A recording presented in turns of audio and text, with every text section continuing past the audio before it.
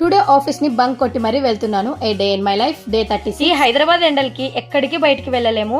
నేను మార్నింగే 9 o'clock journey start చేశాను. బట్ ఆ టైంకి చాలా ఎండగా అనిపించింది. హైటెక్ సిటీ నుంచి డైరెక్ట్ పటాన్ చెరువు బస్ ఎక్కేసి ఇంకా బీరంగూడలో అయితే దిగిపోయాను. మా అత్తయ్య శ్రీమంతం కోసం వాళ్ళ ఇంటికి అయితే వచ్చాను. యాక్చువల్ గా ఈ రోజు నాకు షిఫ్ట్ ఉంది, బట్ నేనైతే స్వాప్ చేసుకున్నాను. మీ అందరికి చెప్పాను కదా లాస్ట్ బ్లాగ్స్ లోన, నా బర్త్డేకి 2 days ఆఫ్స్ ఉంటే ఒక్క రోజే నా బర్త్డేకి ఆఫ్ తీసుకొని నెక్స్ట్ డే అయితే స్వాప్ చేసుకుని ఈ రోజు అయితే ఆఫ్ పెట్టుకున్నాను. నెక్స్ట్ 2 days కూడా స్వాప్ తీసుకొని టోటల్ గా 3 days అయితే నేను ఇంటికైతే వచ్చేసాను.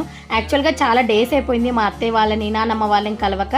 సో అలా 3 days వీళ్ళతో ఎంజాయ్ చేయాలని ఇంటికైతే వచ్చేసాను. ఈవినింగ్ శ్రీమంతం కాబట్టి నేను అరౌండ్ 11 o'clock వరకు అయితే వచ్చాను. పిల్లలతో చాలా సేపే ఎంజాయ్ చేశాను. మా పిల్లలందరూ కూడా మీకు హాయ్ చెప్పారు. శ్రీమంతం అనగానే ఫస్ట్ నాకు గుర్తొచ్చేది చాలా వెరైటీ ఆఫ్ స్వీట్స్ ఉంటాయి, చాలా టేస్టీ కూడా ఉంటాయి.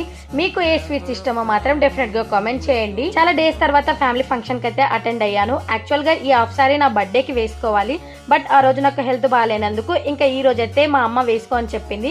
సో ఇలా అయితే నేను రెడీ అయ్యాను. నా డ్రెస్ ఎలా ఉందో కూడా కామెంట్ చేయండి. మా అత్తయ్య శ్రీమంతం కూడా చాలా బాగా జరిగింది. మా ఫ్యామిలీ అందరూ చాలా హ్యాపీగా ఉన్నారు. అన్ని వెరైటీ ఆఫ్ స్వీట్స్ ఉన్నా కూడా నాకు మాత్రం పూతరేకులు కోవనే ఇష్టము. సో పూతరేకులు 2 ఏమో తినేసాను. అత్తయ్య శ్రీమంతం చాలా బాగా జరిగింది. ఆ తర్వాత మావయ్య అత్తయ్య కలిసి కొన్ని ఫొటోస్ వీడియోస్ అలా తీసుకున్నారు.